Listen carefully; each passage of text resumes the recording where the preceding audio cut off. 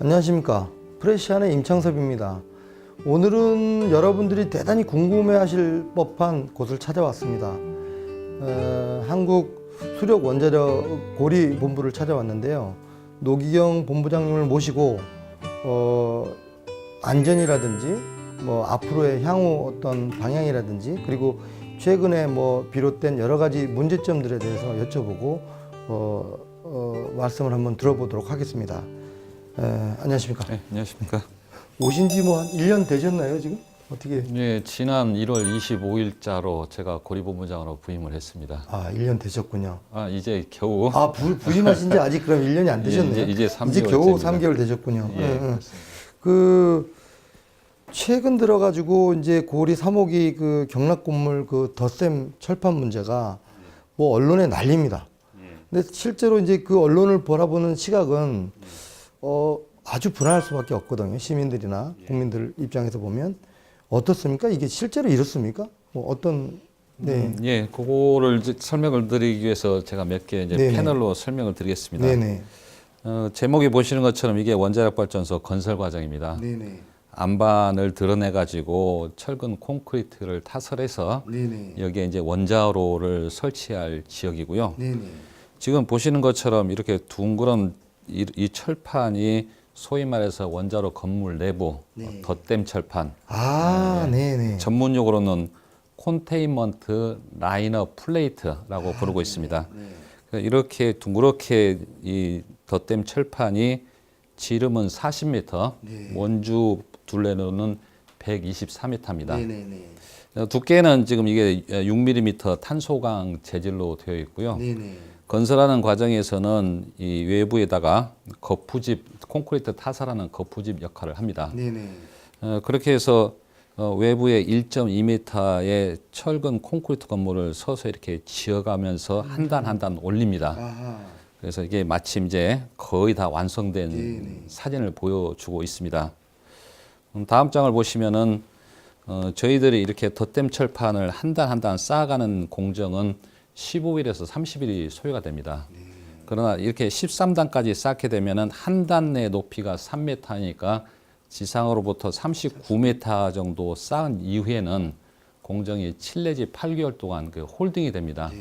그 사이에는 여기에다가 크레인도 설치하고 바깥에 있는 주요 기자재, 그 다음에 설비들을 집어넣고 공사를 하는 그런 과정이 필요합니다. 그래서 7 내지 8개월 동안에는 이 상태에서 유지가 되도록 되어 있습니다. 지금 이 부분이 지금 현재 언급이 되고 있는 덧댐 철판의 문제점으로 말씀을 드릴 수가 있는데 이 약간 블루색으로 표시된 이 부분이 지금 조금 전에 말씀드린 덧댐 철판이고요. 이 부분은 1.2m의 철근 콘크리트입니다. 그래서 이 틈새로 빗물이나 기타 염분이 포함된 물들이 들어가 가지고 장기적으로 철판 두께가 얇아지는 현상이 있었습니다. 그래서 이제 저희들은 앞으로 이 부분이 어느 정도 될 것이냐를 이제 계속 초음파 탐상 검사를 하고 있습니다. 지금까지 대략 한 28만 개소를 꾸준히 모든 용접부를 통해서 지금 검사를 하고 있습니다. 그리고 지난 한 달 전에 보도된 바처럼 그 당시 보도된 곳에는 127개소의 철판이 문제가 있었다고 말씀을 아마 들으셨을 것 같은데 저희들이 통상 두께는 6mm 철판을 사용하고 있고 5.4mm 이하인 곳이 67개소, 그다음에 5.4에서 6.0인 개소가 한 60개소 그렇게 확인이 됐습니다. 전체 우리 원자로 경락 건물 최적으로 치자면 한 0.1%라고 말씀을 드릴 수 있고 이걸 표현을 이렇게 제가 말씀드리겠습니다. 대형 버스의 주유구 정도로 보시면 됩니다. 가장 크게 확인된 부분은 A4 용지 2개 정도 사이즈가 덧댐 철판 중에서 두께가 얇아진 것으로 그렇게 확인이 됐습니다. 저희들은 앞으로 정비할 계획은 두께가 얇아진 부분에 대해서는 저희들이 그 부분을 갖다가 절개를 하고 원인이 될 만한 곳, 즉 콘크리트를 갖다가 다시 파낸 다음에 그 양생하고 다시 덧댐 철판을 붙일 예정입니다. 네. 이것은 저희 뭐 한수원에서만 하는 그런 작업 방법이 아니고요. 전 세계적으로 통용된 방법이라고 말씀을 드리겠습니다. 그러면 이게 저희들이 이제 궁금해한 것은 철판이 만약에 뭐 두께가 얇아진다면 그게 당장 어떤 문제가 있는 것처럼 그렇게 이제 국민들은 아실 수가 있거든요. 어떻습니까? 이게 철판은 비상시에 뭐 역할을 하는 건가요? 뭐 당장 무슨 영향이 있는 건지 어떻게 되죠 이게? 예. 네. 정상 운전 중에는 그 원자로 경락 건물이라고 네네. 보통 저희들 그 TV 화면이나 이쪽 지역을 여행하시면서 보셨던 그 돔 건물, 네네. 그 내부나 우리가 살고 있는 지역하고 압력 차이가 거의 없습니다. 네네. 대기압 상태이기 때문에 정상 운전 시에는 그 덧댐 철판이 문제가 생긴다 해도 네. 전혀 문제가 없습니다. 네. 다만 이제 큰 사고가 났을 경우에 네. 즉 경락 건물 내부의 압력이 급격하게 올라간다든지 그런 경우라면은 바깥으로 외부로 방사능 물질이 유출될 확률이 높아지는 것은 네. 사실입니다. 네. 그렇지만 반드시 높아진다라고는 말씀을 드릴 수 없겠습니다. 네. 왜냐하면 원자력 발전소를 건설하면서 건설비의 30%가 조금 전에 말씀드린 것처럼 사고를 대비한 안전 설비에 투자를 하고 있습니다. 네네. 그러니까 원자력 발전소가 처음에 건설돼 가지고 수명이 만료될 때까지 한 번도 가동하지 않은 설비, 가동이 돼서는 안 되는 설비, 거기에 30% 정도 저희가 현재 투자를 해 가지고 건설을 하고 있습니다. 그러면 그게 그 새어나온 부분이 전혀 노출이 없었습니까? 예, 지금 저희들이 그 덧댐 철판에 대해서는 그 문제가 있을 경우 크게 두 가지입니다. 하나는 공학적 안전 평가를 내려가지고 계속 사용을 하거나 네네. 아니면 두께가 얇아진 부분을 오려내고 네. 다시 두꺼운 철판으로 덧대거나 그 두 가지를 하도록 그렇게 지침에 있습니다. 네네. 그런데 저희들은 그 원전에 대한 그 안전성 네. 또 원자력 안전위원회나 한수원 측에서는 아무래도 좀 더 보수적이고 안전하게 하기 위해서 그 부분을 도려내고 네. 거기에 새로운 철판을 붙일 예정입니다. 자, 그렇게 하면은 이 철판에 대한 안전성을 어떻게 보장할 거냐. 이제 이 부분이 아마 좀 여러분들께서 궁금해 하실 건데요. 네네. 그럴 수 원자로 건물 이 돔 내부에다가 네. 기압으로 3.3 기압으로 공기를 가압을 해가지고 네네. 24시간 동안 지난 다음에 네. 어느 정도의 공기 압력이 떨어지는지 그거를 시험하는 절차가 있습니다. 그렇게 해서 시험을 해가지고 이 규정치에 만족하는지 여부를 저희들이 시험할 예정으로 되어 있습니다. 자, 그럼 이렇게 이해를 하면 되겠습니까? 비상시 외에는 사실은 그 철판 두께가 비상시를 대비해서 설치해 둔 것이다. 그래서 최근에 뭐 이렇게 얇아지고 이런 점들은 발견됐지만 원자력 노출은 전혀 가능성이 없다. 이렇게 판단하면 되겠습니까? 예, 뭐 객관적인 걸 다시 한 가지 말씀드리면은 그 원자력 발전소 주변에는 네네. 환경 방사선 감시기들이 설치가 되어 네네, 있습니다. 네. 그래서 환경에 방사선 수치가 비정상으로 올라가면은 지식값이 올라간다든지 네네.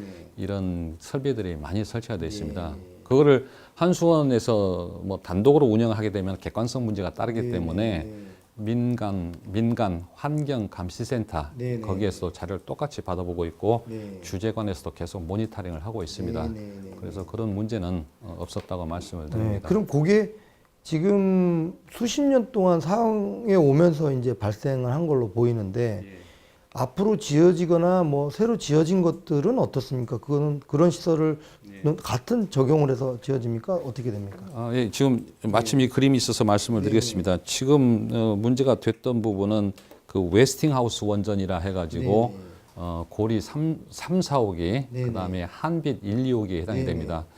지금 이 턱 부분까지 이 그림과 서로 차이는 네네. 이것은 이 하단부까지 콘크리트가 타설이 됐던 부분이고요. 네네. 이 그림을 보시면 이 턱 부분까지 콘크리트가 완전히 타설이 되어 있습니다. 네네네. 그래서 혹시라도 여러 가지 비례물, 염분이라든지 빗물이나 이런 것들이 들어갈 틈새가 없이 이렇게 건설이 된 네네. 그 C형 원전, 우리나라로 치면 표준형 원전이라고 네네. 얘기합니다. 네네. 그런 경우에는 여기까지 콘크리트가 이미 타설이 됐기 때문에 네. 그런 문제가 발생하고 있지 않습니다. 그러면 최근이나 이제 새로 지어지는 것들은 그렇지 않고 과거에 지어진 것들 중에서 이제 일부 이런 모순들이 발견이 되지만 이것들은 보완하는 과정에서 비상시에 운영한 걸 관계가 없다 이런 말씀이신 것 같고요. 정상운전 시에는 외부의 영향을 전혀 주지 않습니다. 네네네. 그리고 이제 저희가 이제 그 최근에 영화도 막 보고 하다 보니까 이제 많은 그 국민들이 냉각제다 이게 뭐 엄청 그 잘못 그 뭐 위험한 거로 인식을 하고 있어요.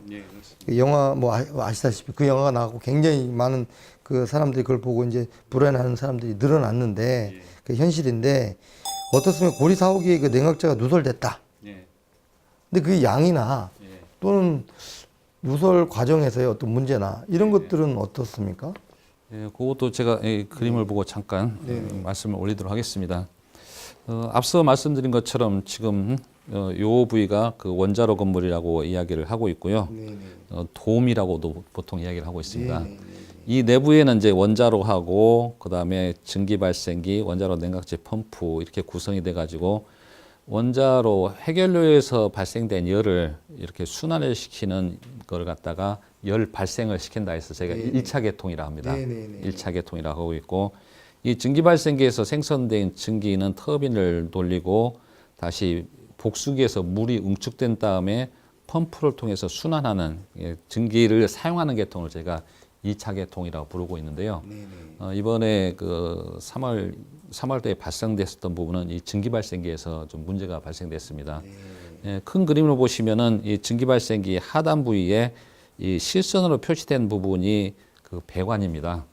26mm짜리 배관이니까 수도관보다 조금 더 굵은 배관이고요. 평상시에는 이 배관을 사용할 일이 전혀 없습니다.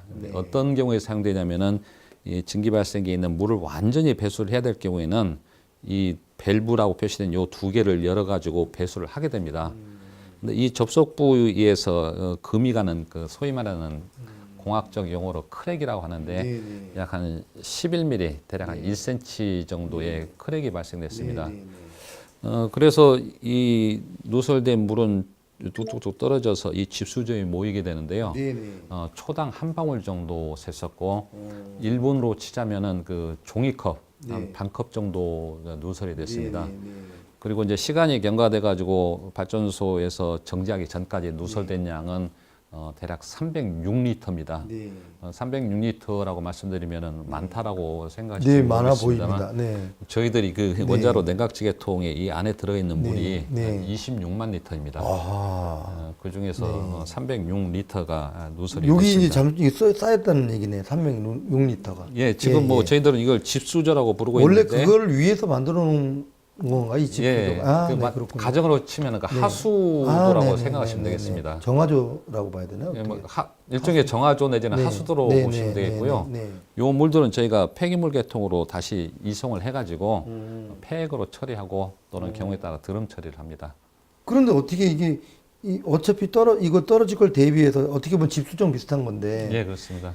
이게 누출이 됐다라고 이게 누출이라는 것은 저희들이 보면 보통 이렇게 말씀하신 이렇게 요거 밖으로 대기 중인 유출을 우리는 보통 유출이라고 하는데 그럼 유출이 됐다는 건가요? 안 됐다는 건가요? 지금 저희들은 누설, 리키지라고 보통 부르고 있는데 이 설비 안에서 누설이 돼가지고 이 원자로 건물 내에 그대로 포집이 됐던 그런 상황입니다. 그리고 요게 바깥으로 뭐 유출이 됐다면은 환경에 영향을 조금이나마라도 줄 수가 있겠죠. 양은 비록 적을지언정 조금이라도 외부로 누출된다면 안 된다는 얘기죠.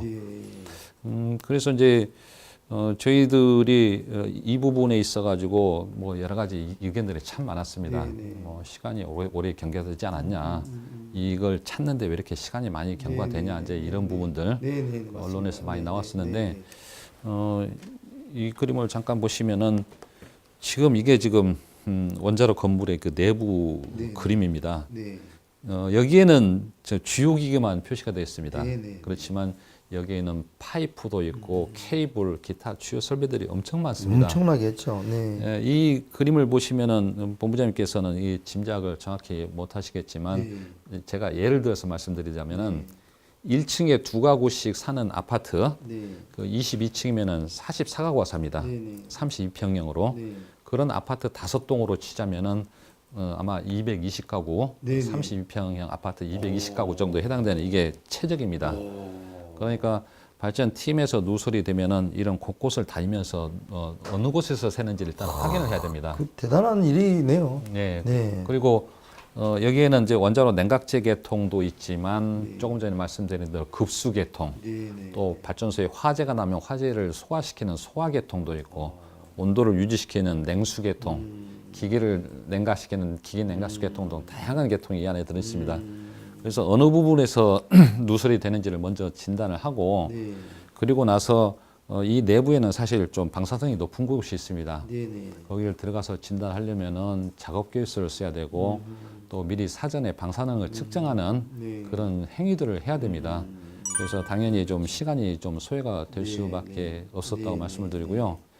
원자력 냉각제 하면 뭐 대부분 여러 사람들이 대단히 위험하다라는 게 일단 선입견 맞습니다. 네. 저희들도 안전하게 또 완전하게 이렇게 관리를 해야 되는 것도 맞고요. 네네. 그리고 이 원자력 냉각제 계통의 방사능이 저희들 이렇게 말씀을 드리겠습니다. 네. 작업자도 작업을 하다 보면은 뭐 몸에 튈 수도 있고 손에 묻을 수도 있습니다. 네네. 그걸 방지하기 위해서 여러 가지 장갑도 끼고 네네, 그런 그럴 건 수 있지만 네.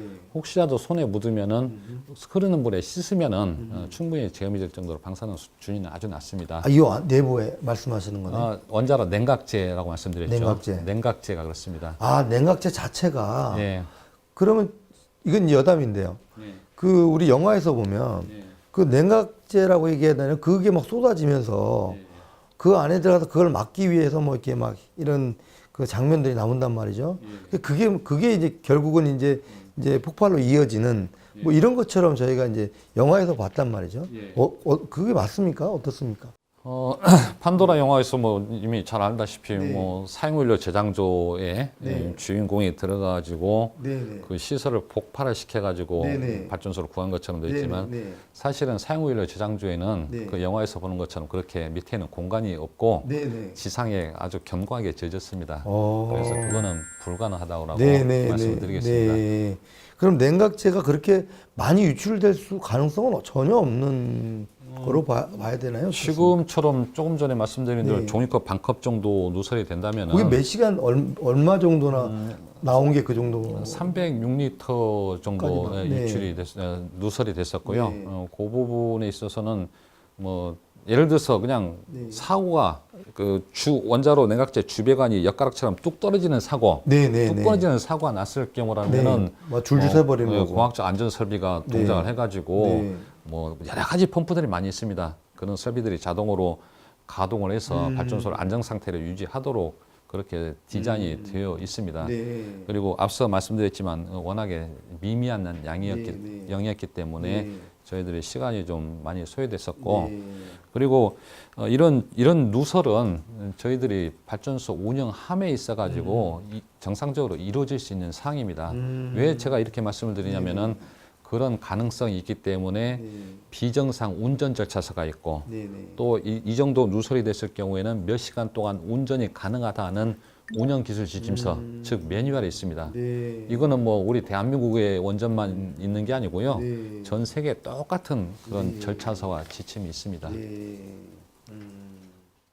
그렇군요. 그리고 그 제가 뭐 초기에 여쭤본 거 얘기지만 이제 철판 부분이 녹슬었는데 그거를 정보를 공개를 안 했다. 이런 이제 뭐 이런 오해일지 모르겠는데 그거는 어떤 경과가 지금 1월 달에 정기 점검을 하신 걸로 저희가 알고 있는데 보도된 것은 정작 뭐 3월 달 막 이렇게 돼가지고 뭐 언론에 난리가 났었단 말이죠. 어떻게 된 건가요, 그게? 1월 말경에 이제 저희들 계획 예방 정비를 착수를 했습니다. 정기 점검이시네요. 예, 정기적으로 발전소를 정지를 해가지고 주요 기기를 갖다가 확인하고 또 해결료를 교체하는 이런 공정을 진행을 하게 됐습니다. 그러니까 1월 말에 예를 들어서 발전소를 바로 정지하면은 조금 전에 말씀드린 덧댐 철판, 컨테인먼트 라이너 플레이트를 바로 점검하는 게 아니고요. 발전소를 냉각을 하고 또 해결료를 교체하기 위해서 원자로를 분해하고 이런 공정의 기간이 제법 걸립니다. 그리고 2월 달부터 이렇게 점검을 시작을 하게 됐습니다. 그래서 덧댐 철판 부분에서 두께가 얇아진 부분은 저희들이 곳곳에 보고를 했습니다. 예를 들어서 원전 주변에는 원전에 대한 정보를 저희가 주기적으로 보고를 하는 곳이 있습니다. 예를 들어서 원전 안전 특별위원회, 원전 소통위원회, 그리고 여기 군, 그다음에 민간 환경센터라든지 이런 곳에 다 각각 계속 꾸준히 보고를 해왔고, 물론 여기는 이제 정부 기관도 같이 포함이 되겠죠. 그리고 저희들이 월마다 원전 현황에 대해서는 부산 또 울산에 이렇게 브리핑을 해드립니다.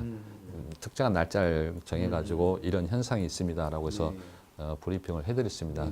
그리고 지역 사회에도 저희들이 이런 일들이 있습니다라고 SNS 문자로 해서 발송을 해드리고 있고, 또 문자만 가지고는 잘 이해가 안 되시는 부분도 계실 겁니다. 그렇죠. 그래서 그런 경우에는 맞습니다. 저희들이 자매마을이 고립본부에 51개가 있습니다. 아하. 자매마을마다 다 그 팀장급 이상 책임자를 갖다가 보내가지고 현안을 이렇게 보고를 드리고 설명을 있습니다. 하시네요. 예. 예, 그렇습니다. 근데 그 과정에서 그러면 그 3월 달에 이미 보도가 될 때는 이미 조치를 다 끝난 상태에서 보도가 아닙니다. 되는 거예요? 지금도 사실은 계속 하고 계시네요. 지금도 이제 네. 주변에 대해서 네. 앞서 말씀드린 대로 철판에 대해서 계속적으로 검사를 하고 있습니다. 네. 방법은 이제 초음파 검사를 하는데요. 네. 우리들 몸에 뭐 복부 초음파라든지 이 목에 갑상선 초음파 검사처럼 액체를 이렇게 묻히고 검사기로 곳곳을 측정하고 있습니다. 좀 용접이 좀 불량하다라고 느껴진 부분이라든지 또 뭐 감육이 좀 감육이 된 부분이 있는 부분은 2cm 간격으로 측정을 하고 있습니다. 2cm 간격이면 뭐 예. 그러면 그러면 많은 시간이 걸리겠습니다. 128m라 124m라 했으니까 대략 한 바퀴 측정하는데 한 6,400회인가요? 뭐 이런 식으로 지금 현재까지 28만 개소를 꾸준히 검사를 하고 있습니다. 여러 분이 매달리셔야겠네요. 거기 예, 그럼. 그렇습니다. 그렇군요. 그러면 3월 달에 각 언론에서 나온 부분은 지속적인 그 보완을 해 나가는 과정이라고 보면 될 거고, 그걸 보고하는 과정에서 이제 그게 이제 언론 쪽에 이제 노출이 됐다 이렇게 보면 될 것 같고요. 언론에 이제 저희가 브리핑을 해드렸죠. 브리핑을 하셨네요. 네, 이런 일이 있습니다라고. 네. 3월 뭐 중순경에 네, 그런 것 같습니다. 보니까. 매월 날짜가. 한 번씩 저희가 브리핑을 해드립니다. 브리핑을 하고 계시군요. 예, 그렇습니다. 그래서 거기서 그냥 뭐 예의 정기 점검에 따른 브리핑을 하셨고, 그게 이제 보도가 되면서 좀 그 불안해하는 소지들이 좀 많이 보도가 된 것 같습니다. 그럼. 여튼 뭐 네. 저희들은 저 원전 운영에 대해서는 네. 앞으로도 꾸준하게 네. 지역 사회뿐만이 아니라 언론에도 정확히 보도를 드려가지고 현황에 대해서 정확히 이해를 하시고 그렇게 하도록 더욱 노력하겠습니다. 네. 그러면 좀 이제 좀 가벼운 거 하나 좀 하고 넘어가죠. 그 대선 주자들이 뭐 서로 앞다퉈서 요새 뭐 탈핵 뭐 공약이 뭐 난립니다. 그런데 과연 탈핵이란 것이 완전한 그 자연적인 어떤 전력 생산을 가능하게 하는 것이냐?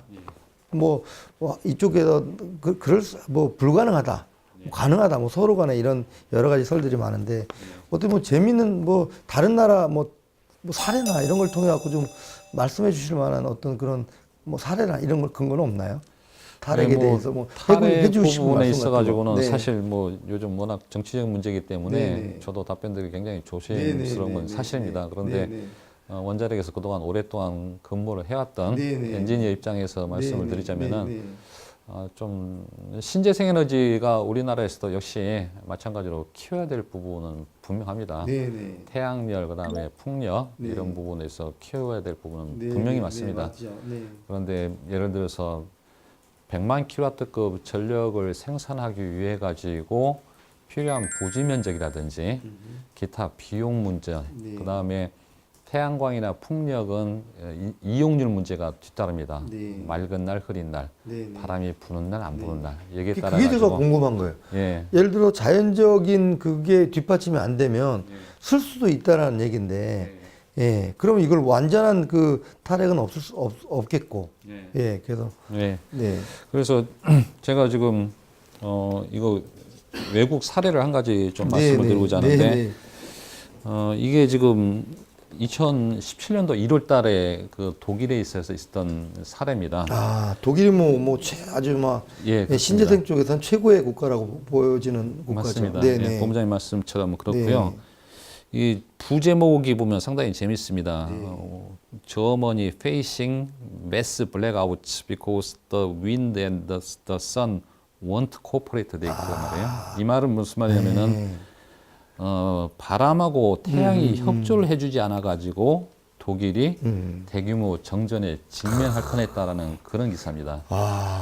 그래서 독일의 경우에는 신재생 에너지, 우리나라로 흔히들 이야기하는 태양열하고 이 풍력의 그 전력계통 설비 용량 점유 비율이 43%입니다. 엄청나죠. 예. 그런데 이 기사거리처럼 이 태양열하고 이 풍력 때문에 이때 실제 전기 생산은 5%가 채 안 됐었습니다.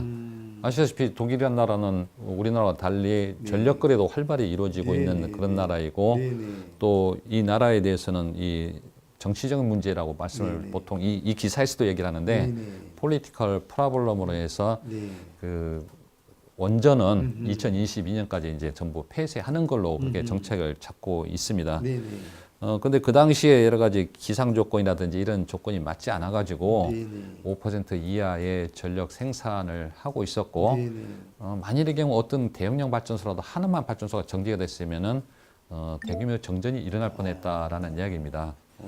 그래서 물론 이제 특히 이 독일이라는 나라는 이 신재생 에너지 부분에 대해서 여러 가지 뭐 OECD 국가 중에서 선도적으로 지금 치고 나가 있는 나라이기 때문에 석탄이나 이런 것들도 그냥 많이 폐쇄를 하고 CO2 절감에 대해서 굉장히 심혈을 기울이고 최고로 있습니다. 적극적인 나라 중에 하나라고 보죠. 네, 그렇습니다. 그래서 이제 이 경험을 이제 바탕으로 해서 이 태양열하고 풍력이 이 전력계통 안정도, 안전하게 콘스탄트하게 전원을 공급해주는 이런 부분에서 좀 문제가 있다 보니까 이 독일 정부에서는 이 비율을 좀 줄이거나 더 이상 늘리지 않는 쪽으로 정책을 좀 바꾸고 있습니다. 이 개혁을 보면은 태양열하고 풍력은 대략 40 내지 45%대로만 이제 유지를 하는 걸로 지금 이야기를 더 이상 늘리지 않고 이 상태에서 유지를 하면서 그렇게 이야기를 하고 있고 또 이 풍력 부분에 있어 가지고는 이 나라에서 스위치 오프라는 얘기를 보면 여기 나와 있습니다. 제가 보기에는 이 스위치 오프라는 거는 설비를 더 이상 가동하지 않고 전력계통에서 빼낸다고 보시면 되겠습니다. 그게 지금 대략 우리나라 돈으로 되면은 548 밀리언 달러니까 우리나라 돈으로 보면 한 대략 한 5,600억 원 정도 그 정도의 비용을 그 손실을 보면서 개통해서 빼내는 걸로 그리되고 있고요. 앞으로 계획은 그럼 어떻게 돼 있냐? 이 나라는 지금 이 CO2 문제를 안고 있지만 그 석탄 발전소를 29%에서 44%로 다시 늘리는 걸로 재래식 발전을 다시 늘린다. 그렇게 기사가 나 있습니다. 그러다 보니까 아무래도 신재생 에너지에 대해서는 정부 보조금이 필수적으로 들어갈 수밖에 없고 그렇기 때문에 이 기사의 끝머리에 보니까 미국은 그 킬로와트 아워당 가정용 전기를 말씀드립니다. 10.4센트임에 불구하고 독일은 이보다 대략 한 3배 정도 비싼 금액을 39센트를 내고 있다라고. 가계 부담이 엄청나게 많겠네요. 가계 부담이 이제 많이 늘어난다라고 보시면 되겠습니다. 이게 옛날 화력으로 돌아간다는 의미는 환경 오염에도 좀 연관된 게 있지 않습니까? 네, 이제 CO2 문제, 우리 지구 온난화에 이야기되고 있는 CO2 그것 때문에 문제를 사실은 이제 원전이 이렇게 된 거고, 석탄을 계속 줄여왔죠. 줄여왔었는데 이게 전력계통의 안정도 문제라든지 또 연속적으로 일정한 전력을 공급을 해줘야만 산업이라든지 가정에서 쓰기가 편한데 자칫하면은 대규모 정전이 일어날 수도 있다라는 경험을 하다 보니까 정책을 이렇게 전환하는 그런 걸로 알고 있습니다. 그럼 내놔도 그럼 다시 옛날의 어떤 발전 방식으로 돌아간다는 경향을 보이고 있는 거네요. 네, 현재까지는 기사는 그렇게 지금 나오고 있습니다. 걱정입니다. 탈핵하시는데 다들 진짜로 좀 탈핵 부분에 있어서는 아시고 좀 얘기를 하셨으면 좋겠는데 그 부분은 이제 좀 신중하게 여러 가지 우리나라 상황이라든지 또 뭐 여건을 잘 보시고 정책을 하시는 분들께서 결정을 하셨으면 좋겠습니다. 예. 그리고 이제 진도 7이라는 걸 기준으로 해서 많이들 이제 언론에 이제 나오고 있는 게 뭐냐면 저희 그 시스템 자체가 7일 이상 견딜 수 없다. 그럼 7이라는 게 뭐 오면 이제 뭐 완전히 뭐 일본이나 뭐 어디처럼 뭐 난리가 날 수도 있는 거 아니냐 이런 그 우려가 많습니다. 어떠십니까 그거에 대해서? 지금 우리 신고리 3, 4, 5기는 진도 7까지 견디도록 설계되어 있다. 그 다음에 그 외 발전소는 진도 6.5까지 견디도록 설계되어 있다. 이런 부분은 뭐 그동안에 언론을 계속 통해서 보도가 됐던 부분이고요. 만일의 경우 진도 7.0의 지진이 리히터 스케일로 이쪽에 왔을 경우 어떻게 될 것이냐. 저희는 발전소가 진도 6.3이나 6.4가 되면은 발전소로 자동으로 정지시키는 시스템을 후쿠시마 사고 이후에 설치를 했습니다. 그래서 어느 정도 지진이 높게 오면은 발전소가 자동으로 정지가 되고 보통 진도 7, 뭐 진도 6.5라는 얘기를 흔히들 이야기하고 있습니다만 2011년도 후쿠시마 사고 때의 그 예를 들어서 잠깐 말씀을 드리겠습니다. 후쿠시마 사고 있을 경우에도 진도 9.0의 지진이 발생이 됐었는데 그때 일본에 있었던 주요 원자력 발전소의 설계 지진값이 진도 7.1, 7.2 정도였었어요. 그런데 다른 발전소도 다 문제가 없었습니다. 10기가 그 당시에 자동으로 우리 대한민국처럼 고지진에 의해서 발전소가 자동으로 정지가 됐었고 그러면 발전소가 뭐 지진이 9가 왔는데 7이면 뭐 무너지거나 그런 건 전혀 없었습니다. 다만 후쿠시마는 왜 이런 문제가 있었냐? 지진에는 영향을 받지 않았지만 뒤 이어서 오는 쓰나미가 주요 기기를 다 침수를 시켜가지고 전원 공급이 안 돼서 노심이 용융이 되고 이런 큰 사고가 났었다라고 말씀을 드리겠습니다. 그래서 일본의 예를 들어서 말씀드린다면은 예를 들어서 지진이 그보다 7.0보다 9.0이면은 보통 우리가 생각하기로는 숫자로 치면 2입니다. 그렇지만 지진 7하고 지진 8하고의 에너지 차이는 31.6배. 또 8하고 9하고는 또 31.6배입니다. 그러니까 진도 7하고 9하고의 에너지 차이는 거의 900배가 넘은 에너지가 들어왔다는 얘기죠. 그 상황에서도 원전은 안전하게 형상을 유지를 했습니다. 그래서 우리가 뭐 지진 6.5까지 설계됐다. 7.0이 들어오면 어떻게 할 거냐. 저희들 지금까지 판단하고 분석한 결과로는 발전소를 안전하게 냉각하는 설비, 발전소를 안전하게 유지하는 설비는 지진 한 8 내지 9까지도 견디도록 설계가 되어 있습니다. 그래서 그 일본 사례에서 잘 볼 수가 있네요, 그런 걸. 이제 쓰나미가 왔느냐 안 왔느냐에 따라서 대부분의 원전이 다 안전했고 9까지 왔었어도 그런 말씀드린 굉장히 안심이 됩니다. 진짜로.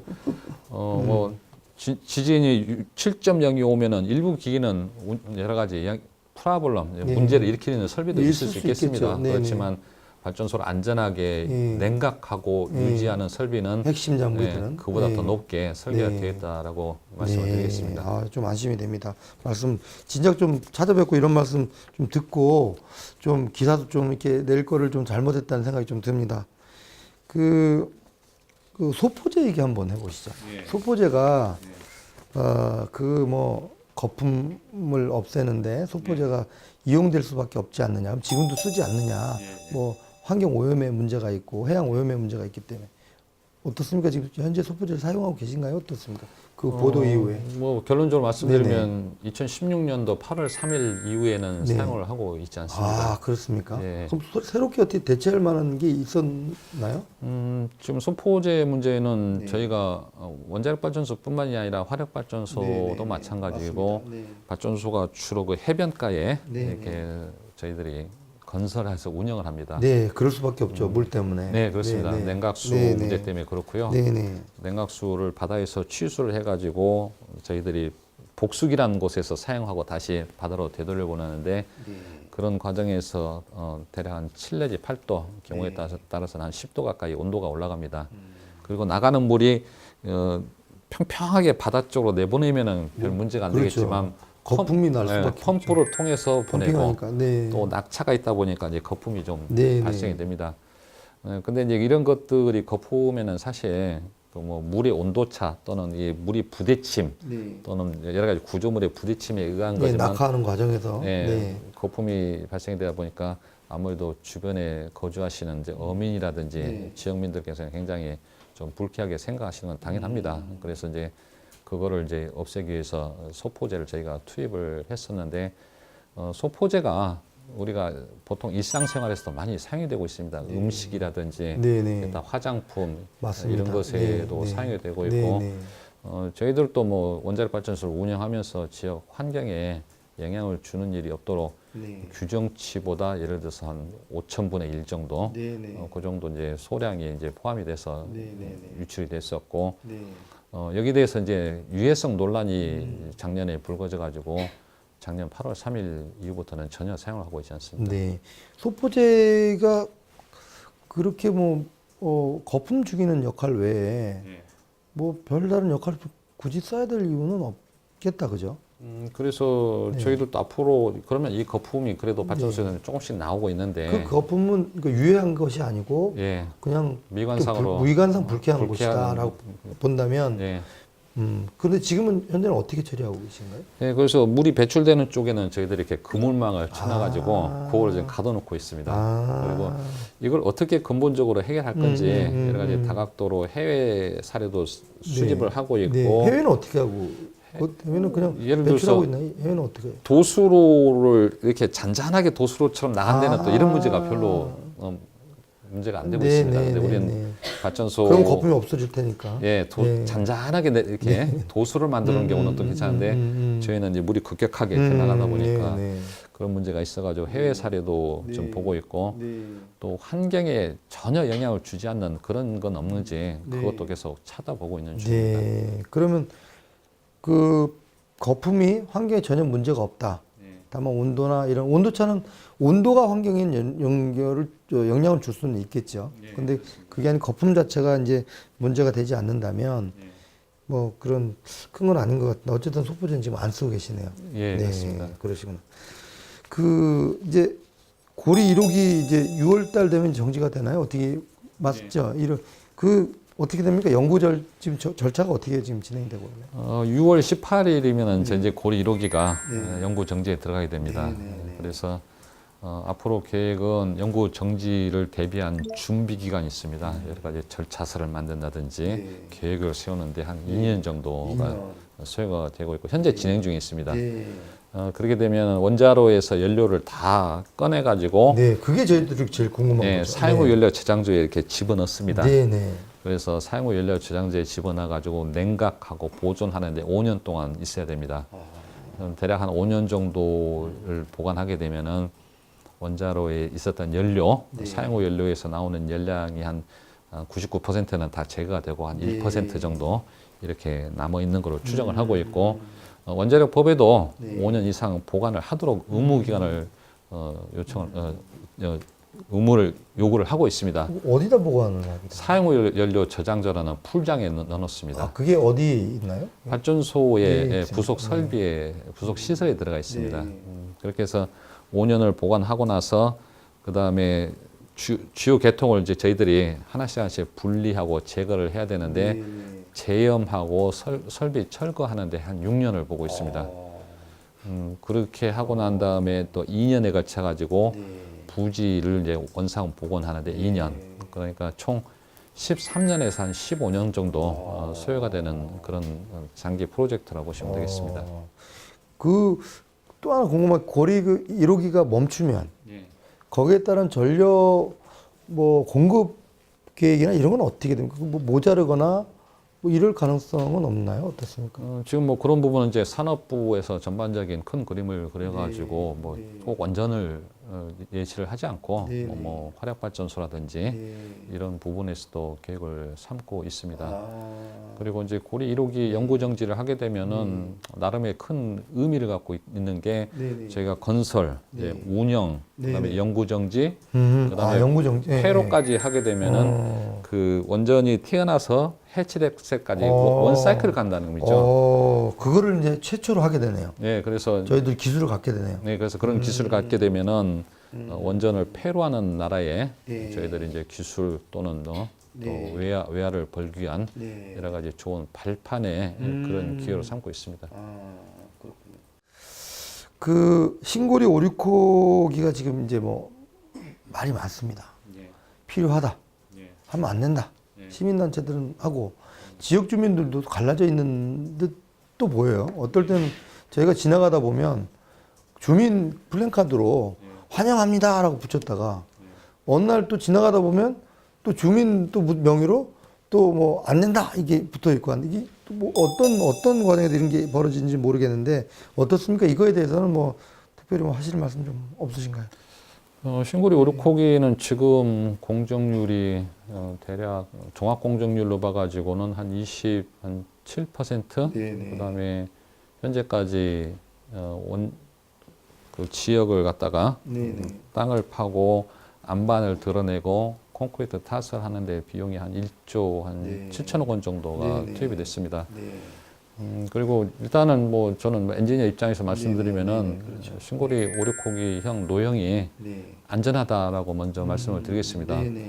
불안전한 시스템이라면은 저희가 UAE에 원전 수출이 거의 불가능했겠죠. 그리고 다른 어느 나라에 비해 가지고 뭐 해외 원전에서도 계속 원전을 짓기 위한 노력을 했었지만 저희들이 UAE에서 짓는 것만큼 모범적인 사례가 없다라는 게 세계 원자력 산업계의 중론입니다. 그리고 신고리 오류코기는 소위 저희들 말해서 제3세대 원전이라는 얘기를 많이 합니다. 예를 들어서 지진도 7.0까지 견디도록 되어 있고 또 첨단 설비를 갖춰가지고 종사자들 특히 발전소를 운영하는 사람들한테 훨씬 더 친숙하게 만들어 놨고 또 중대사고 개념을 채택해서 여러 가지 설비를 보완을 했습니다. 그래서 신고리 오류코기는 일단 첫 번째 드리고 싶은 말씀은 안전한 설비입니다라는 걸 먼저 말씀을 드리고 또 여러 가지 뭐 의견들이 뭐 분분한 건 잘 알고 있습니다. 그래서 그런 부분은 정책을 하시는 분들이 국가의 그 전력 산업이라든지 또는 기타 여러 가지 연계된 산업 이런 거를 잘 좀 판단을 하시고 의견을 내시는 게 좋지 않겠냐. 저희들은 그렇게 보고 있습니다. 그 오류코기가 이제 들어오고 뭐 이러면서 울주 쪽에 뭐 사택도 크게 뭐 아파트가 좀 들어서고 있고 지역에도 상당한 어떤 그 좀 활발한 어떤 그 발전 그런 바람도 부는 듯이 보이는데 그 어떻습니까? 지역에다가 이렇게 환원한다고 할까? 뭐 지역민들을 위해서 어떻게 이렇게 하시는 것들은 뭐 어떤 것들이 있습니까? 뭐 지역민도 있을 수 있고 또 사회적인 공헌도 있을 수 있는데 좀 구분해서 말씀을 해주신다면. 저희는 저 원전을 운영하면서 매년 한 100억 내지 한 200억 정도의 뭐 1년 내내 다음 연도에 똑같지는 않습니다. 발전소 가동에 따라 가지고 지역 지원 사업이 달라지기 때문에 보통 뭐 100억 내지는 한 200억 정도의 사업자 지원 사업을 하고 있습니다. 여러 가지 필요한 시설 또 설비 또는 뭐 여러 가지 사항들을 저희들이 일을 하고 있고 또 이와는 별도로 그 한수원 직원들 고리원자력본부를 포함해서 한수원 직원들은 각자 개인들이 받는 월급의 일정 부분을 그 러브 펀드라는 그 자금을 조성해 가지고 다양하게 사용하고 있습니다. 뭐 장애우를 위한 지원 사업, 기타 뭐 여러 가지가 있는데 말씀드리면은 뭐 밑반찬 봉사, 그다음에 결손아동 돕기, 다문화 가정 또는 뭐 노인들을 위한 여러 가지 활동도 하고 있고 또 지역이 발전소 지역은 대부분 외지 좀 약간 사회적으로 약간 외지에 있다 보니까 저희들은 스포츠 센터에서 뭐 한 달에 한 번씩 영화 상영 또는 음악회를 개최해서 문화활동을 지원한다든지 다양한 방법으로 노력을 하고 있습니다. 그 저희들이 듣기로는 뭐 인근의 학교나 이런 데도 또 지원이 또 뭐 많이 하시고 계시다 뭐 이런 얘기가 어떻습니까? 그렇습니다. 뭐 고등학교, 중학교 졸업생들에게 장학금을 주기도 하고 대학을 다니는 그 학생들에게 장학금 제도도 이렇게 운영을 해서 지역에서 그 부분에 대해서 상당히 호평을 받고 있습니다. 네, 그러시군요. 대충 뭐 다 궁금한 건 여쭤본데 싶고요. 예. 어떻게 뭐 시민들이나 국민들한테 한번 하실 말씀이 있으시면 카메라 보시면서 한번 한 말씀 해주시면 예, 그걸로 마감을 하도록 하죠. 네. 네, 우선 기장 국민과 부산 시민 여러분들께 최근에 여러 가지 문제로 인해 가지고 여러 가지 이슈가 된 점에 대해서는 대단히 송구스럽습니다. 저희들이 좀 더 열심히 노력을 해야 되겠다는 생각을 가지게 됐고요. 또 더욱더 발전소를 안전하게 운영해서 지역 사회와 우리 부산 더 나아가서는 대한민국 경제에 더 보탬이 되도록 더욱더 노력을 많이 하도록 하겠습니다. 오늘은 그 고리 이 본부에 노기경 본부장님 모시고 말씀을 들어봤습니다. 여러분들 궁금하신 거 또는 뭐 위험스럽게 느끼셨던 거 뭐 이런 게 좀 해소가 됐는지 모르겠습니다. 혹시 안 되신 게 있으면 한 번 더 기회를 마련하면 되니까요. 오늘 저희가 확인한 것은 그래도 우리가 믿고 좀 갈 수 있지 않겠나 뭐 이런 생각이 듭니다. 임창섭이었습니다. 다음에 한번 또 이런 기회를 또 갖는 자리를 마련해 보도록 하겠습니다. 감사합니다.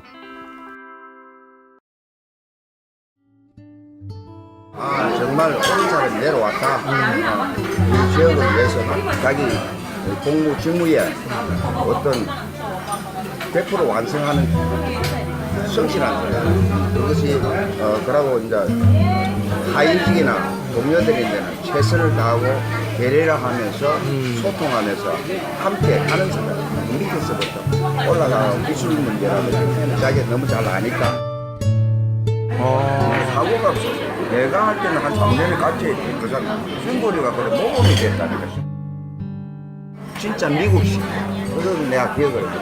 그런 시기를 가지면서도 아주 하이직의 어떤 그 생각과 많이 한 사람.